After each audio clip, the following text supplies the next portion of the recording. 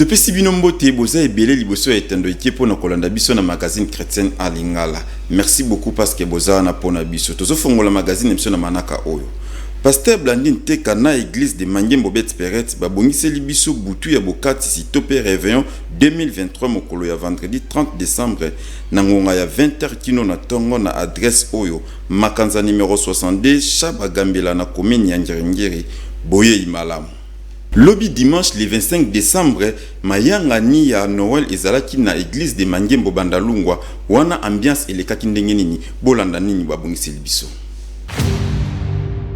Ambiance ezalaki makasi lobby dimanche le 25 décembre libanda ya église ya Mangembo bandeko bazalaki ebele pona mayanga di yango ba Père Noël bazalaki wana pona kokabolela bana bakado kasi bato balataki kaka balangi misato ya pembe motane na langi ya mai ya pondu pona kotalisa mbotama ya mwana na Nzambe kasi na kati ya etonga Pasteur Muchaila Fwamba azalaki kuna pona mateya. Mais maintenant nous te suivons. Tu commences à parler que tu vas partir. C'est dans notre vie. Jésus a dit ceci. Il n'y a personne. Et a quitté son père, sa mère, ses frères, puisse recevoir dans ce temps ici. Sortez de paraphraser. De bénédiction au centuple. Et dans l'avenir, la vie éternelle. Lorsqu'il a parlé de bénédiction, puisse recevoir, on a ajouté avec persécution. Et soukaki wana te pona église ya bana kuna pe ambiance ezalaki makasi. Noël na église ya Mangembo Bandalungwa elekaki kitoko.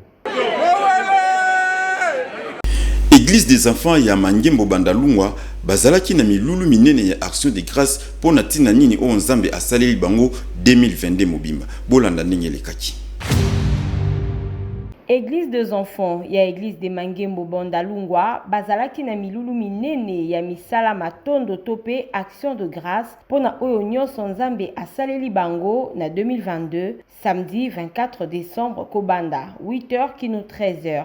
Bana babinaki, bayembaki, basalaki ba poème na barap, pe batalisaki nini oyo bango bazwaka kuna na église des enfants. Boyoka bango lolenge balobi. Ezaki pona ko rendre grâce na Nzambe na nenga bate biso pendant ane mobimba, ba misu bakufa ke bonto biso to komi ici le 25 décembre. Yangwana to yaki pona rendre grâce. Ba o bavana ndako basambela te, concernant opesa bango basela Nzambe en fait. Pona mokilo ceux qui t'ont servi Nzambe te donc to zelo côté to zatina te donc ba o sala Nzambe la bango ba lukata mo département ba lukamo église mo o sambela Nzambe o zanga te ko pambola bango. Papa Yann Makolo mokambi ya église des enfants ya église de Mangembo alobi boye. Oui, parce que ezali o eza moya suka ya ane pe ezali badatu ezo mema biso na suka ya ane oyo nde yango tolobi totia activité oyo pona komema bana na reconnaissance liboso ya Nzambe bapesa Nzambe merci pona ndenge ya bateli bango na biso banda ebandeli ya mbula oyo kino esika tokomi lelo. Bana bayaka na église des enfants à partir il y a 3 ans. 3 ans déjà to bandiko accueillir bana ona to enrôler bango na kati na système ya église. Et bana bakitaka na maboko na biso à partir il y a 18 ans. Donc 18 ans de alongwe na église des enfants à côté na grande église. Nango to zwebisa ba parents papa apesi biso onction oeza pour s'occuper na bana. Donc esengeli na bino botika na bana te na dimanche baya na kati ya église ya mikolo. C'est important botika bana boya kotika bana na église des enfants parce que onction oeza attaché pour na ba vie na bango eza na kati ya église des enfants. Na kati ya grande église dimanche bazo déranger batu mususu eza malamu mingi te. Cependant toza pe na église des enfants esika oyo bana bakoki koya non lokola parking ya bana mais esika pe wapi bana baza koyekola makambo ya Nzambe pe bazokola malamu. Papa, maman, yo oyo mwana na yo aza nanu na se ya 18 ans tinda ye na église des enfants na bula 1 bis Bandalungwa pokuna mateya ya mbula na bango eza kopesama Nzambe abatela bana nyonso. Anuka elingi koloba nini? Bolanda ndenge le prophète Joël Francis Tatou a communiqué na tina na yango. Prophète Joël Francis Tatou a pesi ndimbola ya kombo tope elobeli oyo Anuka.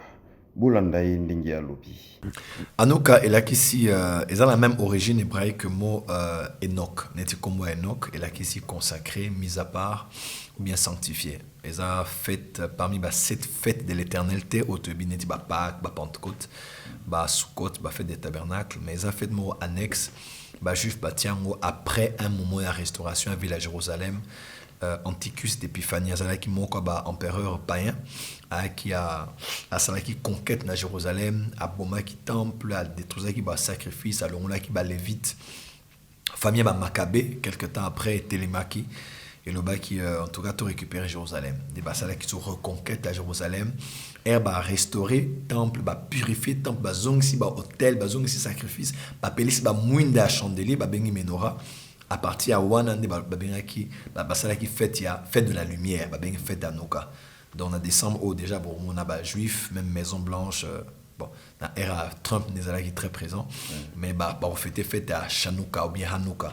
Parce que biso bananzambe to fête Hanouka te, pour tous les juifs te, mais tozo se connecter dans l'esprit à Hanouka. Biso pe loko la temple à Moli Mumsantu, tous les qui peut souiller, tous les qui peut détruire, dans ma soum, dans maladie.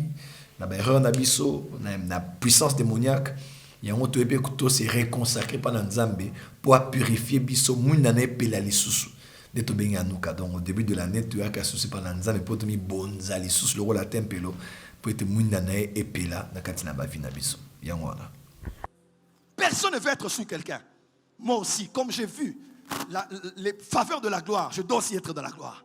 La sotériologie des livres où le pasteur Lems Emmanuel Landa a publié qu'il lobby dimanche na église na centre évangélique Horeb. Bolanda ndengele kaki. Pasteur Lems Emmanuel Landa ya église centre évangélique Horeb à Salaki vente topé à tekisaki livre naye à Sika oyo bengami la sotériologie. Ezalaki bongo lobby dimanche 25 décembre na centre évangélique Horeb batu bazalaki ebele pona ko somba livre yango po boyebi ezande na kati ya makomi. Pasteur Lems alobi boy. Donc ezana sotério, ezana grec sotério et puis logos. Logos et la science et puis sotério et la salut. Ce que sotériologie c'est la science du salut ou encore la doctrine du salut. Donc livre ça la sotériologie, le salut, le sauveur et le sauvé. Donc on a quatre livres toujours le bela makambonya setangami salut nabiso mobiki nabiso lobiko yango na motoyo bazo bikola. Et ça d'abord, je dois préciser que c'est deuxième livre nanga. Livre nanga il besoin d'ali les retours à l'Éden. Ils ont déjà publié. Où ils ont mis balai. Nous sommes balai zoté kama pour l'instant na église centre évangélique Horeb Bandal Chibangu Mbavu numéro 88. Mais livre à Liboso, ils ont déjà sur Amazon, ils ont sur internet. Mais livre où permis balai, je crois dans un mois. Et vous allez payer à Amazon. Donc, au niveau en ligne, à Amazon. $10. 20 000 francs congolais, $10. Ndekonanga kotanga mikanda oyo ekomami na basali na Nzambe eza penza malamu mingi. Point de vente ezakaka moko centre évangélique Horeb avenue Mbavu numéro 88 quartier Makelele na commune ya Bandalungwa na prix ya $10. Les meilleurs vœux, les meilleurs vœux de bonheur, de grâce et de paix. Sortie officielle ya album Le Oui et Amen ya prophète Joël Exeldis Ikwapa ezalaki samedi le 24 décembre na Showbiz. Bolanda ndengele kaki. Présentation topé sortie officielle ya album Le Oui et Amen ya prophète Joël Exeldis Ikwapa ezalaki mokolo ya samedi 24 décembre 2022 na salle Showbiz. Wapi esika bandeko bazalaki ebele pona kokumisa Nzambe kasi prophète Joël Exeldis Ikwapa abinisaki bana na Nzambe. Bolanda.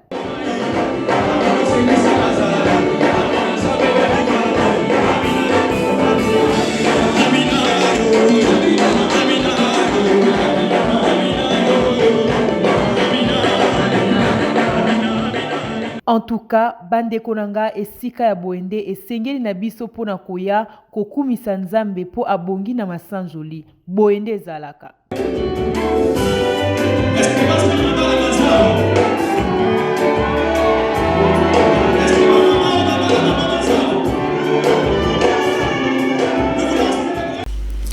Yesu aza mokonzi pi mobikisi na biso. Elinko lobake magazine ekomi na suka me totanga nanu Bible.